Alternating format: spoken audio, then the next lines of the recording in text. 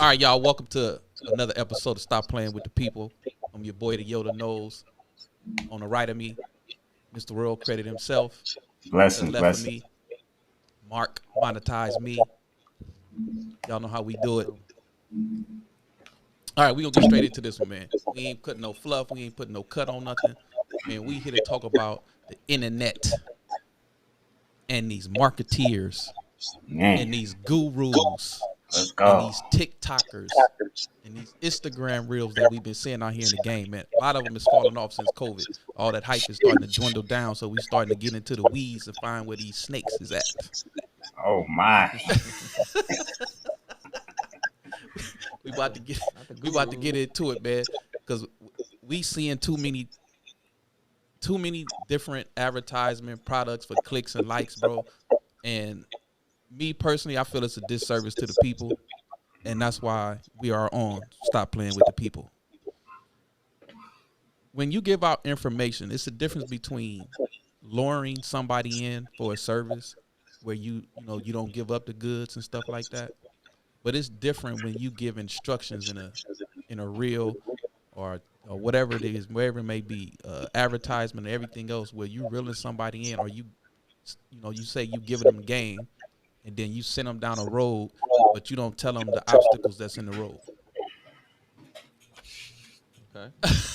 So let's dive into one that I recently seen that was, I think it was a total disservice. So the advertising went something like this: here are 15 banks that you can go get no PG funding from. The caption "no PG funding" in itself is a catch me in Mm-hmm. advertisement, because everybody always chasing the no PG. All right, so now you have the no PG. I mean, you chasing the no PG, so you click on it and then you follow the list of the banks that the individual list. Well, let's before that, let's talk about what no PG is. What Go ahead, you what got it. PG is? A PG Run it. is personally guaranteed, meaning I'm backing this, or I'm endorsing and I'm signing on behalf or in correspondence for this account. That's personally guaranteeing. So if any in the event of default down that line, I'm being held responsible. I'm taking the ownership or the blame for that. So that's what personally guaranteed. The word spells out itself. I'm personally guaranteeing use and responsibility to this credit card loan, whatever it is. Go ahead. All right. So in that saying, since my boy Mr. Royal Credit over here is in the credit, make sure y'all tap in with him. We're gonna put his Instagram at the bottom. Y'all make sure y'all tap in with him. So does that mean that if you have bad credit, that you can go get no PG? What does it take to go get no PG, JJ? Well, first of all, first and foremost, when it comes to credit, I highly suggest that everybody gets their personal credit together. And I say that simply because when it comes to credit, your personal credit is the foundation of credit itself. And then on top of that, like once you have your personal foundation solidified, then you can now go and get business credit and then capitalize on business funding. Now, there's a lot of people that's saying that you can get business credit without PG. This can debate can go on for days, years, and decades, but I'm here to tell you to solidify yourself as a person in this system of commerce. You have to have your personal credit solidified and strong in order to maximize your potential when it comes to credit, personal credit, and business credit. And then, like I said, there's a difference between credit and funding. You want to basically have a strong credit file, credit accounts, primary accounts, and then get funding, whether it be personal or business. All right. All right, And when it cool. comes, yeah, go So ahead. all right, so that's the foundation. Now, Yes. being that people are so caught up in the word no PG because they think that eliminates they know it eliminates them from responsibility, but it's Mhm. also irresponsible and it's at the same time. Because if you go get the first of all, if you can't manage personal responsibility, corporate responsibility being a close second, you're gonna have the same results you're doing in your personal, right? Oh, that's a fact. But there to be able to know PG, and I mean a truly know PG, I'm not talking about, and that's where I think the delusion come in when you list these type of banks because these are not even traditional banks. Although they have no PG programs, Mhm. they're not your traditional bank, your traditional financing, right? And that's the other thing that they leave out when they advertise these things. So when we talking about Divvy, Topago, all these type of entities like that, and we can go to all the list, Clear Card, we can keep on going, keep on going. These banks replaced what used to be MCA lenders, which was basically shark money for entities. So if you had cash flow every month, you was a restaurant, you was doing 50,000, 100,000 through the bank account a month, they would loan you damn near double what you pulling in a month, but you had daily or weekly paybacks at high interest rates. So people exploited that so bad, and it was predatory lending to put it into a box. It was predatory lending. So and this was probably about 10 years ago when they had the sweet spot of giving away this type of money at that type of style. But then they end up getting sued, and all type of legal ramifications came down from it. And out of that, birth companies, because it's basically the same MCA companies. They just change brands, change name, change rules, change how they lend. But at the same time, it's still the same entities, which was birthed out of that era. So if you're not good managing money and you don't understand the cost of money, you run to these companies like this. And even the companies that's listed, you don't even tell them what it requires to be able to get that funding. Most of them requires revenue. Absolutely. Because if it's no PG and credit not involved, even though they still do a soft pull, they tell you it's no PG, but they still check your credit. So that goes back to what you just outlined, JJ. Like if your personal credit is not intact, if you got a 400 credit, you think you can You're still not go getting get it no PG funding? No, it don't work like that. Mhm. because most of them have a minimum, even though it's a soft pull, you got to have at least a 600 or 620 in Right. fine print. So anybody knows that's under 650, you subprime at that point. So that should tell you right there, right off the muscle. If you under 650, you know you a subprime candidate. Subprime candidates get hits the hardest with interest, fees, and bad money. Period. So you telling somebody to go apply because I got 50,000, but you don't tell them what qualified you to get that 50,000. You don't tell them what bureau was pulled. You don't tell them how much revenue that you at the time you applied, what you was running through your accounts. You just telling them you gonna get 50,000. So most people that's just starting off in entrepreneurship, that's looking for working capital, is gonna run and apply because they think that credit don't matter and I'm gonna get 50,000. Yeah, nah, nah. You gotta like if you're gonna advertise that, you gotta add some sort of context into saying that there's more to this. DM me. Let's do a free one-on-one so I can give you the intel instead of just out the gate saying that, hey, no PG, go get 50,000. This is the hack of the year. Like that's not it. You setting people up for failure. And then Indeed. I feel like you said in the beginning, it's bait for them to come into their organization and pay them for whatever. Because if you go by that advertisement, you're gonna get denied. You're not getting 50,000, especially if you don't have the revenue and you got sub. Yeah, your You're gonna credit's get a shot. donut. That's what you're gonna get. It's a Yep. You're gonna get a wrap. donut. That's what Yeah, you're gonna end up getting is a donut. yeah. So that's what I mean by context, right? And then let's just say those it's some that even the revenue has a threshold.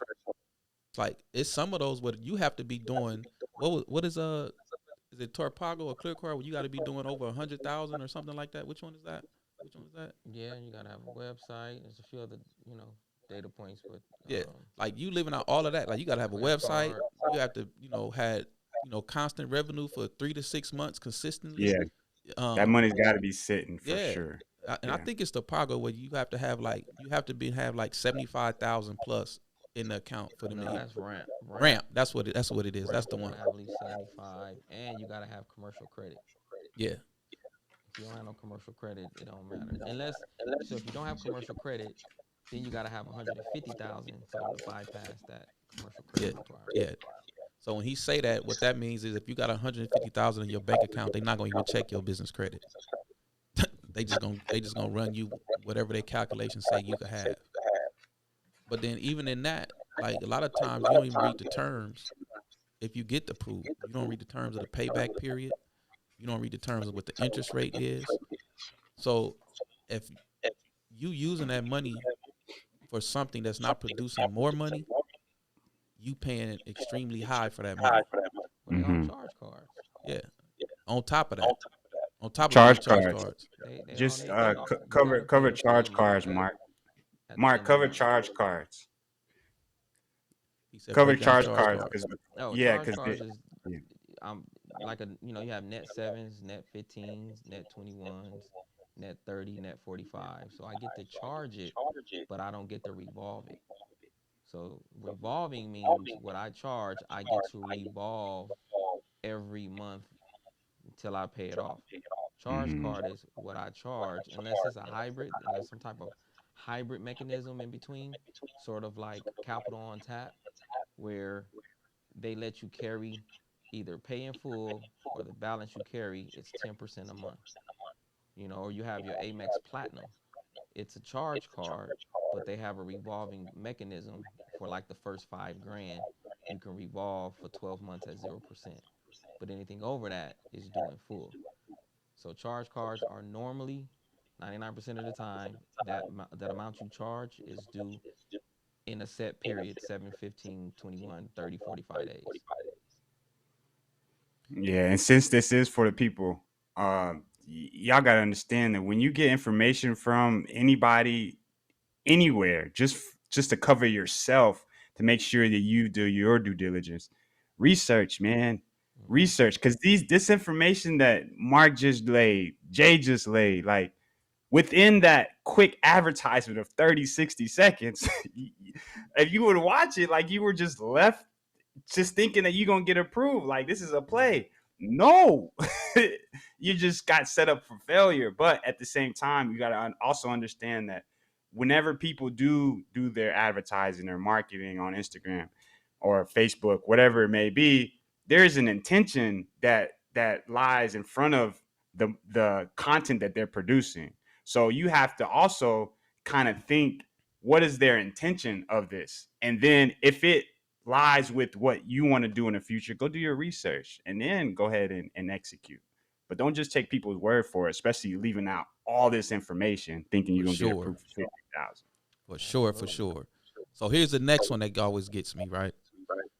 This one is you usually see these when it comes to I've seen it done by people who do taxes. I've seen people that that are CPAs, and I've seen people that just have businesses and spit out the same thing, and that's write-offs, right?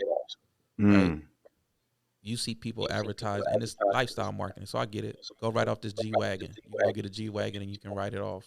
You can go get, fancy car. You can write it off. All these things are true, but the point they leave out in that write-off is you got to have income. So your taxable income or taxable responsibility at the end after all your expenses, what you would have to pay taxes on, those write-offs are applicable to that to reduce your tax liability. So if you're writing off $100,000 vehicle and you didn't even make $100,000, that means your tax return is negative.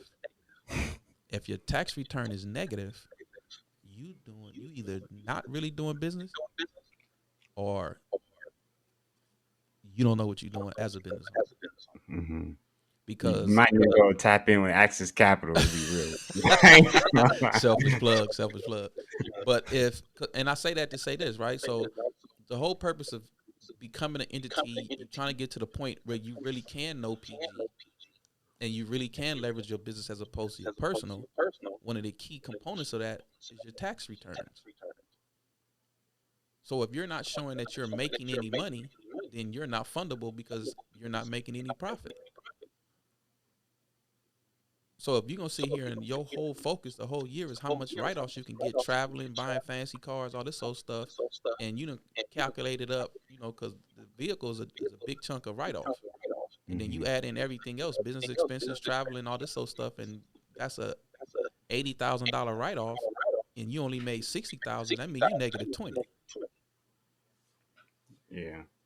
So you can forget about traditional financing through banks or any type of things like that. So if you are, and here's the other thing, if you are actually doing business, you just killed yourself off. If you just hustling, and hey, by all means do what you do.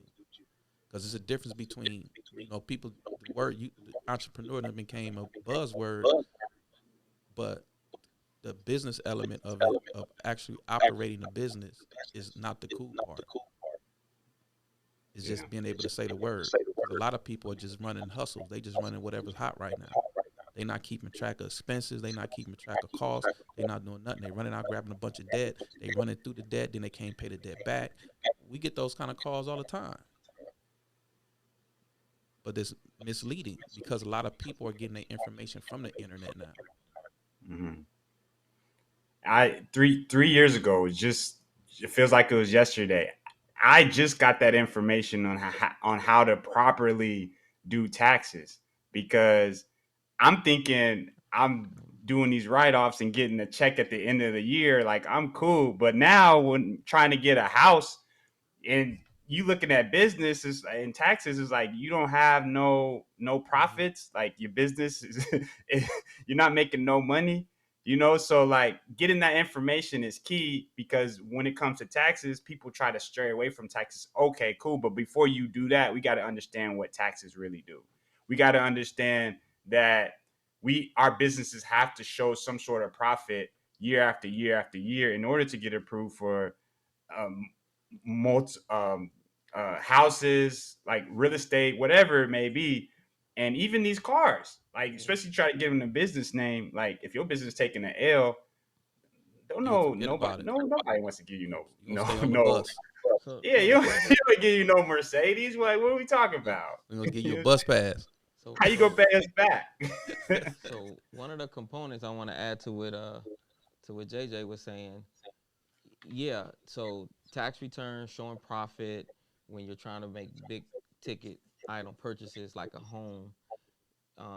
You get the best numbers, you get the best rates when you can substantiate true income, meaning 4506. They could ping the IRS, show what you make. P&Ls. So the more documentation you can substantiate for any loan, the better quality of that loan you get. When you go non-QM or light doc, bank statement, P&L, when you do those things, you're putting more money down also, and you don't get the best rates. So you still can operate and benefit from these products that's out on the marketplace without having these numbers, validated or substantiated. But there's a cost associated with it also. A lot of times you put more money down, more skin in the game because they haven't verified a bunch of stuff. So I need you to give me more money, and I'm gonna hit you with a bigger rate. But if I had tax returns, show that I had income, good credit, 4506, okay, I'm only putting 3.5% down, and I get the best rates. So it just depends on where you want to fall. Both people can buy that same house. One is putting more down, paying more on the rate. One is not. So And here's the other thing too, right? A lot of people don't even understand how depreciation works. If we can use the same scenario, okay, you say you made 200,000, and the write off for a G wagon was $60,000.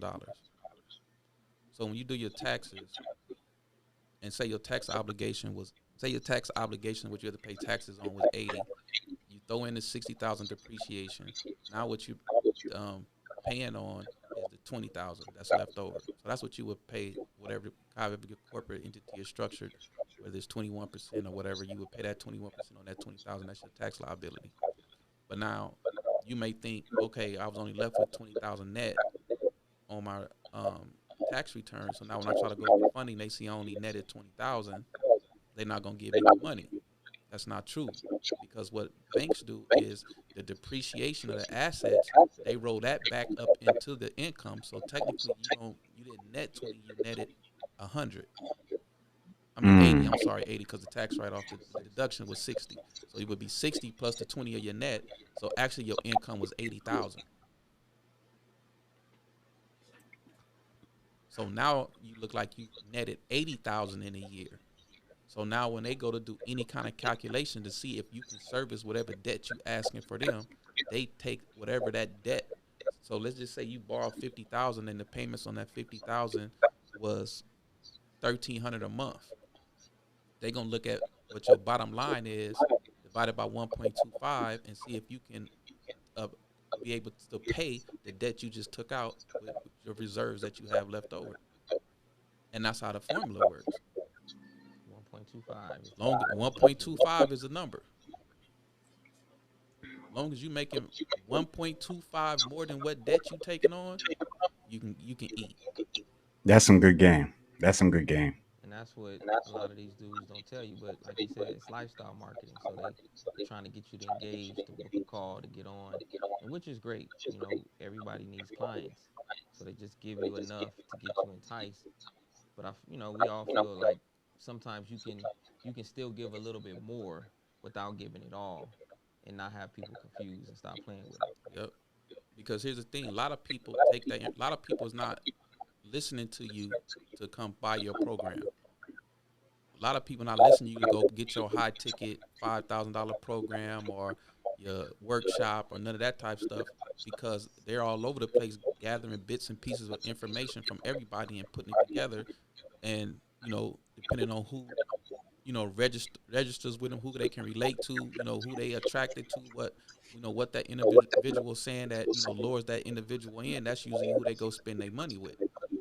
But being that you still providing some form of information and it's incomplete information, and of course you still got to, the person who's listening still has to be cognitive and responsible in the information they take and do their research.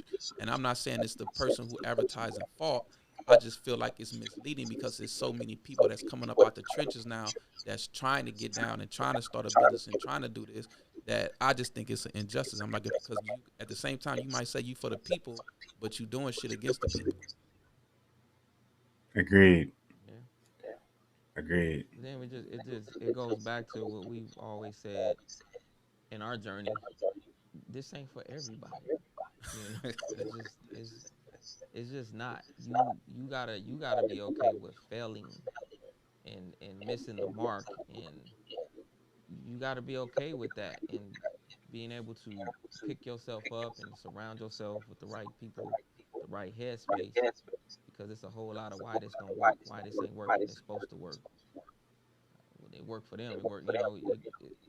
It's a very bipolarish um, area, up and down, very very much so.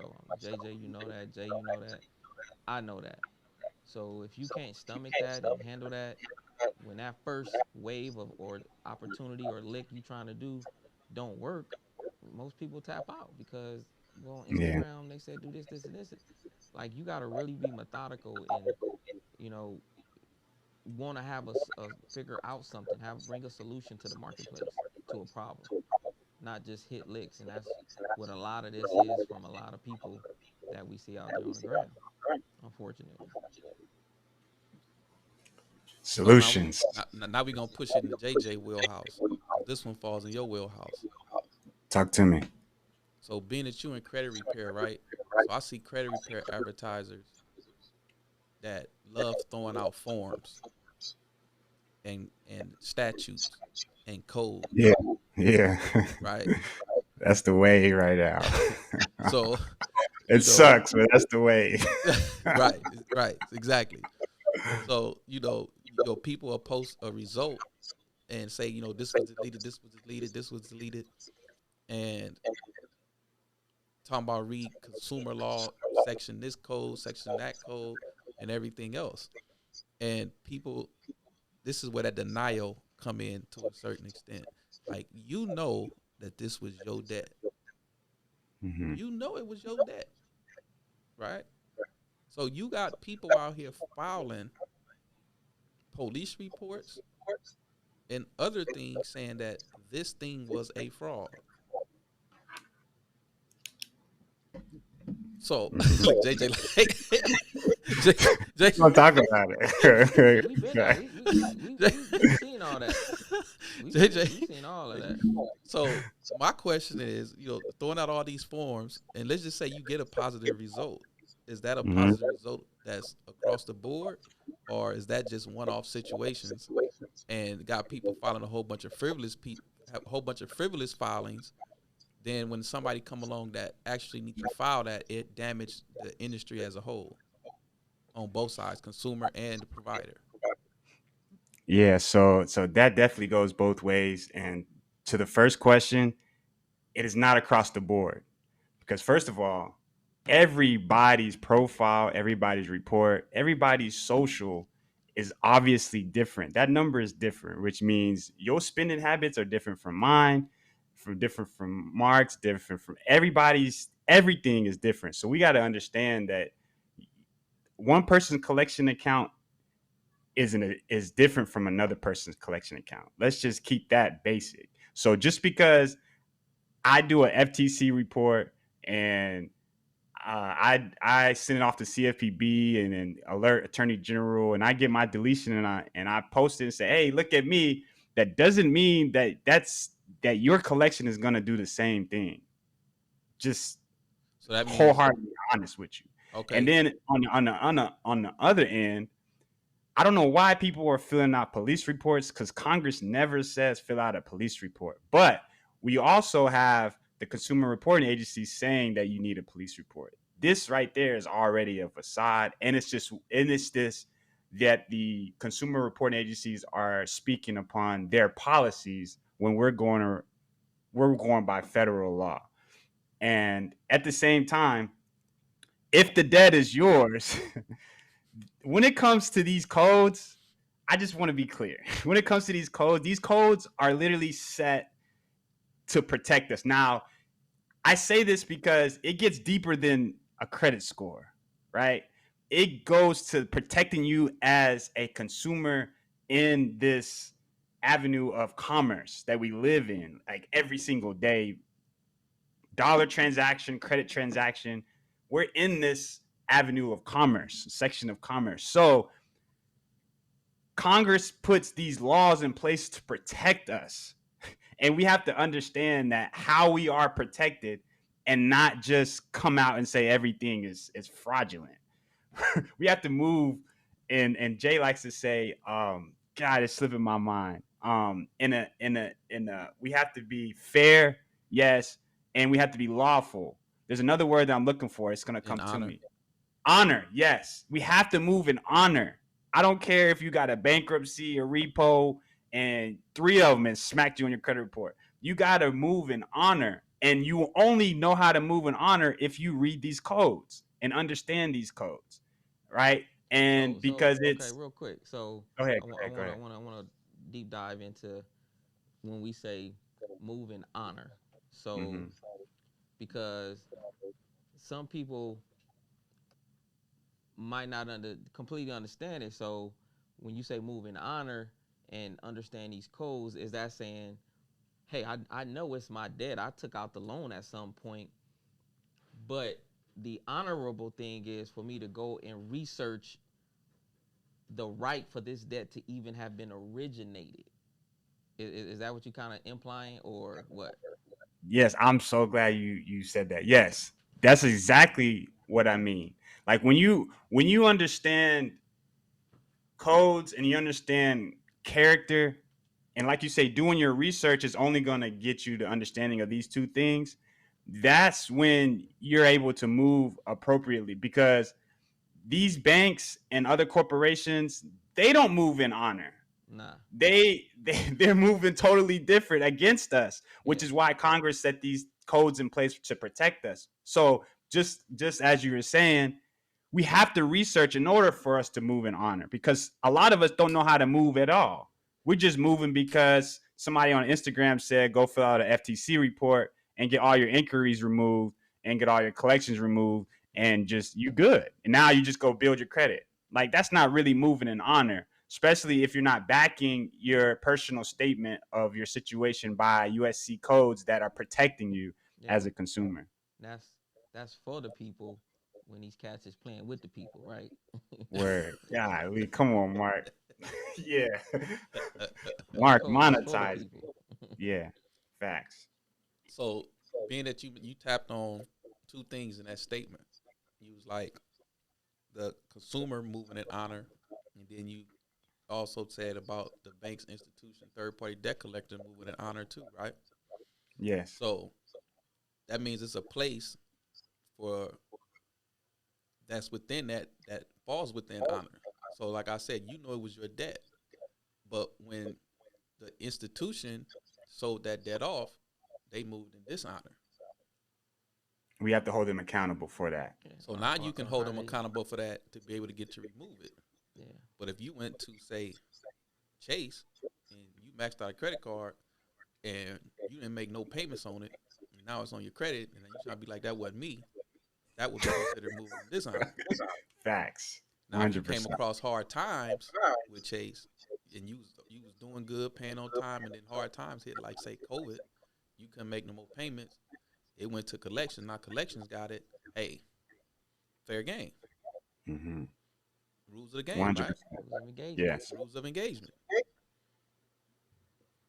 But to be out here Absolutely. just blurting out a whole bunch of stuff and filing all this frivolous paperwork, I swear, man, No.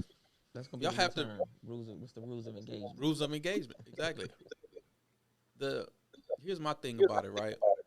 And maybe it's because I done seen so much, whatever the case may be. Like, it's one thing to share information because that's what you're supposed to do. It's nothing wrong with charging for the information. You know, put in the work to figure out, find, and solve a problem. There's nothing wrong with that. But I still believe it's a certain level of information that doesn't need to be in public forum. And here's why.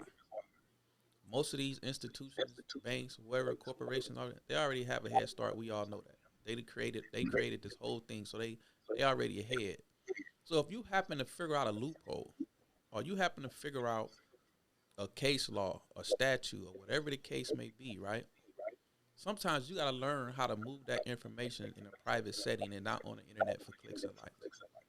And the reason being, all you doing is blowing up the spot. I'm gonna use a term that everybody ought to be able to relate to. You blowing up the spot. You messing up the plug. You know what I'm saying? Because just because you figured it out, now you want to get clicks and likes for it. But you could take that and then you say you like you sharing because the reason you sharing it is so other people will know. But you doing it to me. This is just my opinion. You doing it on the wrong platform. You need to take that offline in your circle. Use some other to get the people in, and then tell them offline. Because all you doing is blowing a spot. We all done seen it. When something come up and a loophole, a hack, and then here is 5,000 people running down that same thing.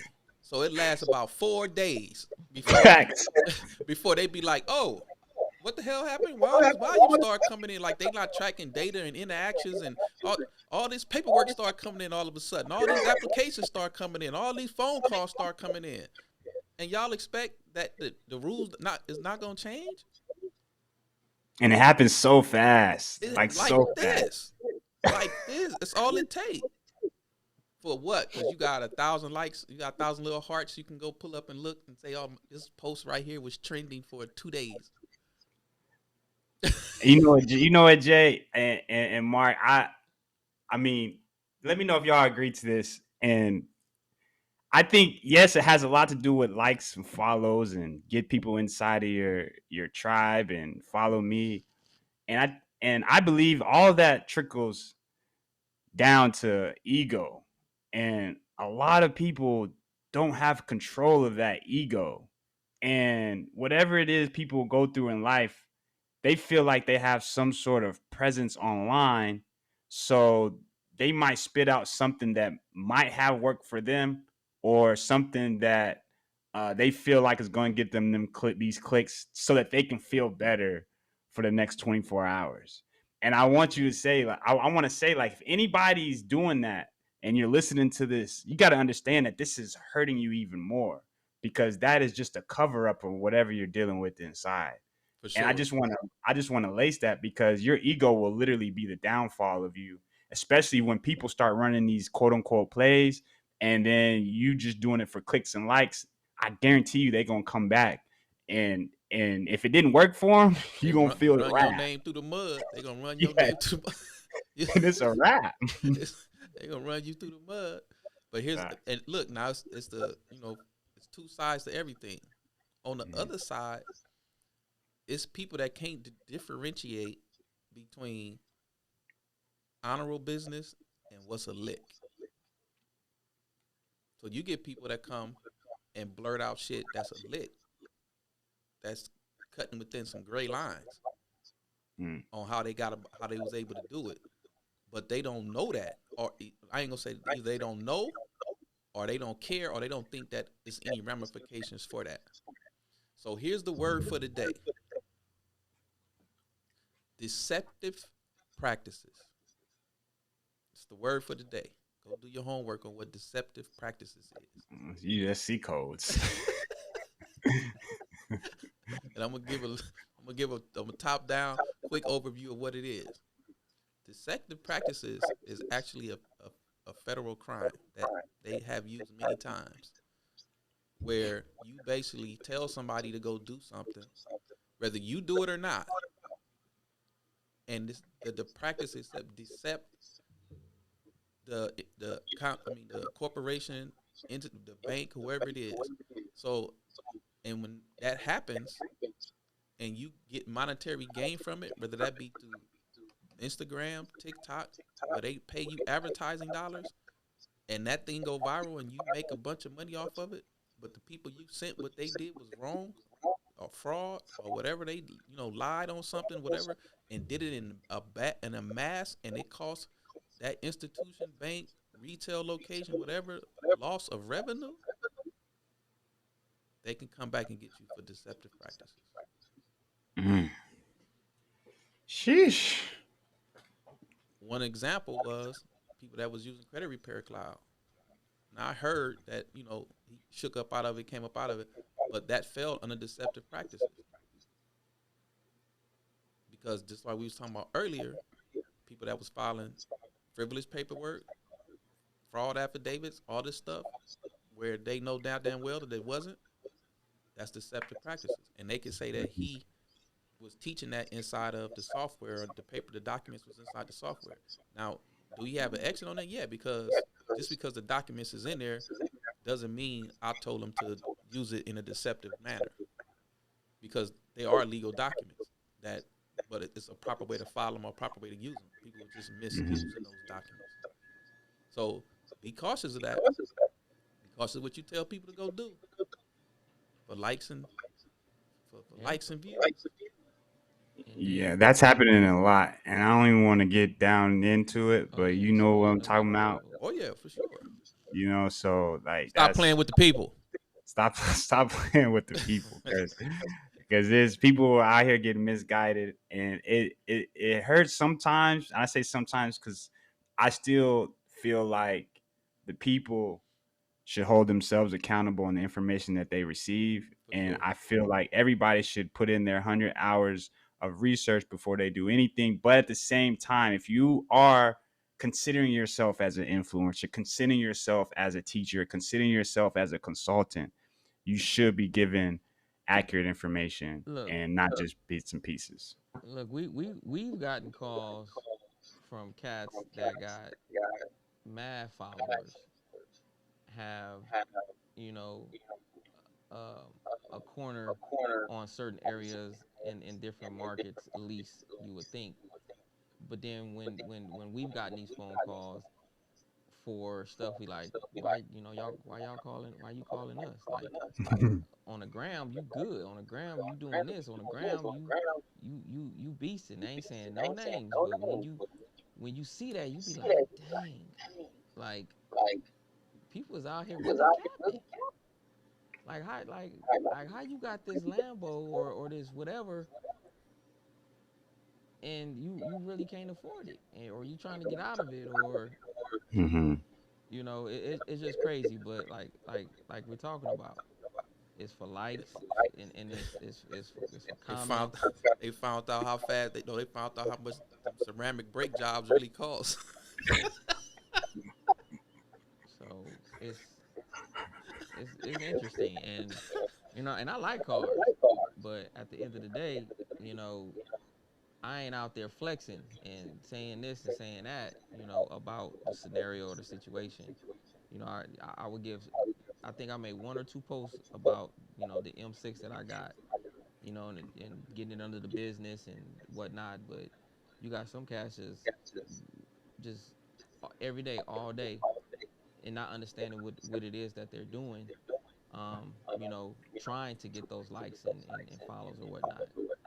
Just and not explain it to the people exactly what it is you did and how you did it. If you're gonna Yeah. continue to use that as a marketing technique, and not leave people hanging, because you can. And there's a few people on there, and I respect them, that are doing the no PG, no personally guaranteed vehicle purchases, because you can do that. But explain that you want to have your DMB set up right, you want to have the business set up right, the phone number listed, you want to have some Experian business accounts reporting on there, and you want to specifically say the certain verbiage on which banks to go to where it will be under that EIN. It will be under the business only and not your social at all. There's only a handful of banks that will truly do that. Damn, that's key. Yep. Devil's in the details. The devil's is in the details all the time, and it be little things too. But usually when you hear that advertisement, it's all you need is a LLC, a DUNS number, EIN. a EIN, And phone how number, many accounts? phone number, and you can go get a Which car. accounts? Like I was in a Facebook group, and I was looking, and this dude said he got approved. He went through, is it Vroom? Vroom? Vroom. He said I went through Vroom, and I got approved through Ally for 75,000 for 2,000 something, and that was it. And all the comments was, man, I'm sick and tired of people not explaining what was the data points, how old was your corporate, like he was very vague. Hmm. And people had a point, like, tell me what was the data point, so I can gauge it. What accounts did you get with it? And so he responded back, I ain't got to tell y'all nothing. It's Golly. my choice if I want to tell you what the how old my business was and this, that, and the third. He was like, because what worked for me not work might not work for you, which is true. Yeah. But still enlighten some people with some of the information. Hey, my corporation was 3 years old. I put X amount on the application. I really have a brick and mortar. My done is established. I have 80 paydex. You know, give a little details. Just don't leave it out there so people can.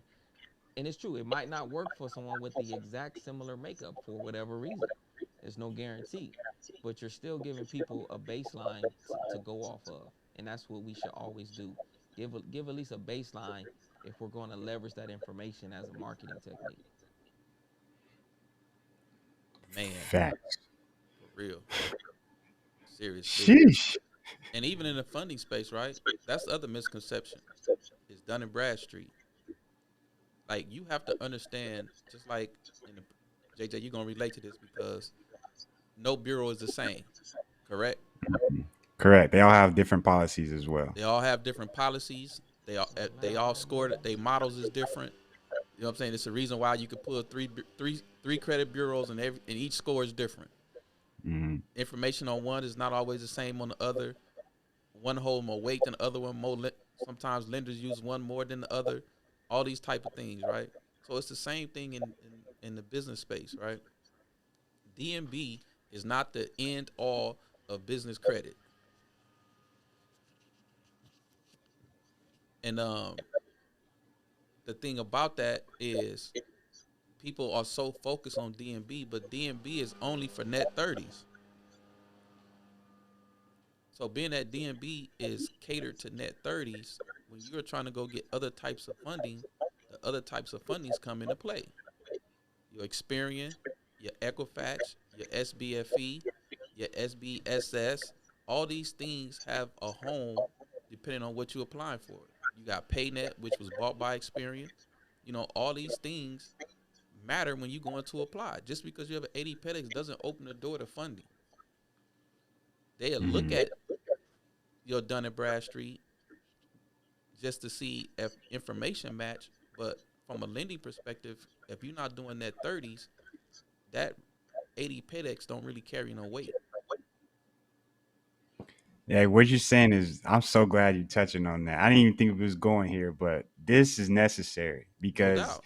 this DMB, like, it's a definitely a big misconception, and Indeed, people because aren't even know. banks not looking at DMB. Banks, you know what the first thing a bank look at is SBFE. And SBFE is made particularly for financial institutions and lenders. You can't And even as a consumer pull that report and get a copy of it. can you touch real quick on the DMB and the percentage? Because I remember we talked about this. The percentage of net 30s, net 90s that are actually reporting to DMB. Yeah, it's only about 20% that DMB actually publishes of all the information they receive. And Don't waste it's usually don't big. waste your money, people. Yep, it's usually big. That's why you don't pay for no credit builder, do all that stuff. They lower you in to pay you paying $300 for credit builder to submit these trade lines and say you got net 30 accounts here, there, and everywhere. Half that data they don't report unless it's one of the big companies where they spending a lot of money with DMB to use their services like for decisioning and stuff like that. Like when you fill out an application online and it automatically they already had a data point set up in it where it automatically reports. I mean, it automatically give a decision of whether approved or denied or whatever the case may be. That's the only time those companies they're gonna do that because of the amount of volume and money that's being spent with them. But the smaller ones, they don't care about that. You get some, and don't get me wrong, it's not a like I said, it's a percentage. So that means it's something that Yeah. you may report that they may put. You know what I'm saying? That they may put on there to score.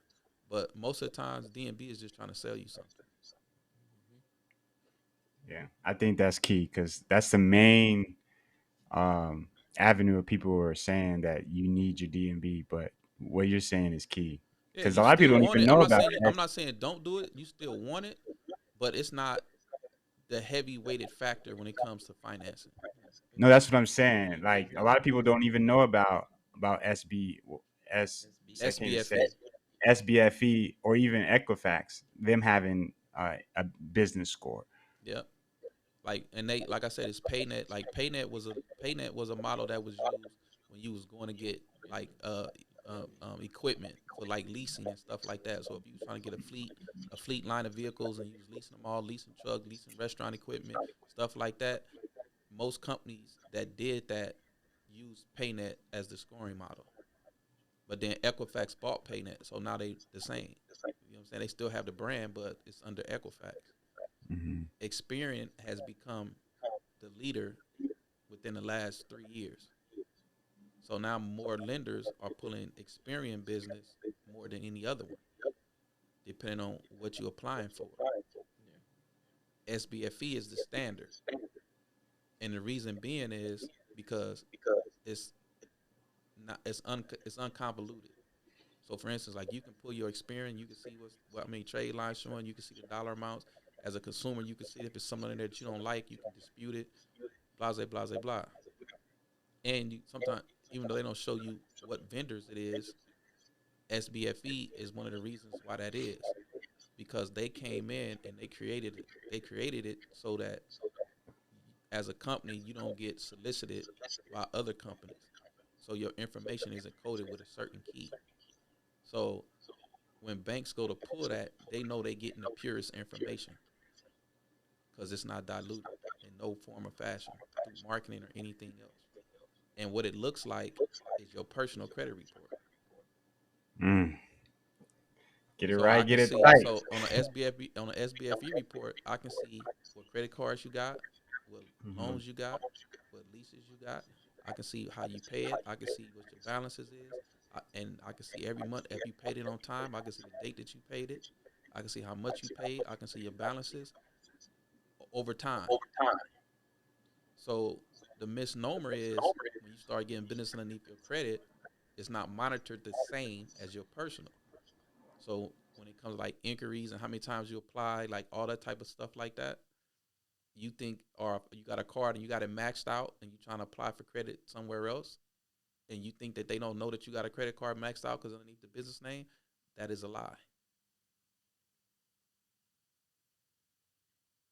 So it's a reason if you on one of those what I call sprees where you done got your credit up, you doing all this thing, whether you PGN, non-PGN, whatever the case may be, and you out applying for credit and you first start off, you might be hitting big numbers, 25, 30, 40, 50.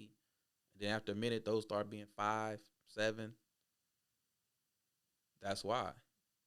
Because I can tell by the debt you carrying how much you can afford still. So them rules come back to that 1.25 come back into place. You don't have enough debt left over. I mean, you don't have enough cash left over to service this debt that you're asking for. Now, the one thing good about a corp is built on debt. It's just how you structure that debt to make it work in your favor. Because it's built to take on debt. Indeed. So these are the intricacies that don't nobody talk about. These are the things that on the internet, they don't give you all this stuff. They don't tell you, they're not telling you this stuff. And again, we get it because Yeah, we understand it. It's a business. We need clients. I don't. If I don't have no clients, it's hard for me to make money.